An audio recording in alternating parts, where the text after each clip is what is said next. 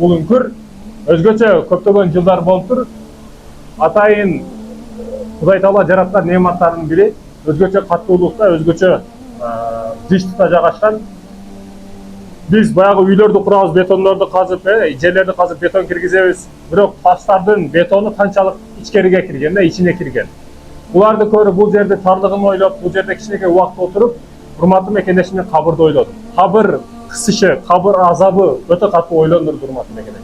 Ушул үңкүрдүн караңгылыгы, кичинекей караңгылык, ушундай коркутса, ал жерде күнөөнүн караңгылыгы, түндүн караңгылыгы, сууктук, бардык жердин караңгылыгы кошулуп келет. Ал учурда эмне кылабыз? Айтайын дегеним, кабырга даярданайлы.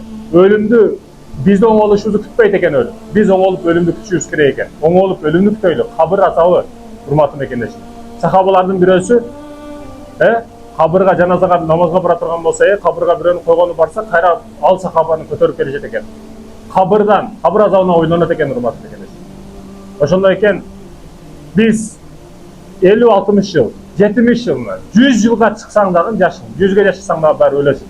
Ошондой экен, негизги максатыбыз, негизги жашообуз ал жакта болсо, эмне кереги бар алдашты, эмне кереги бар кастык кылуунун, эмне кереги бар зына кылуунун. Жыргап барып тозокко түшүп калсаң, мындан эмне пайда? Жыргап, арам иштерди кылып, эртең күбөлүк азапка түшүп калсаң, эмне кереги бар анын? Андан көрө бул дүйнөдө кыйнал, азап да, канча кыйынчылык көрсөң көр, бирок акыретте жыргап жаша, күбөлүк өмүр ал жакта, урматтуу мекендеш.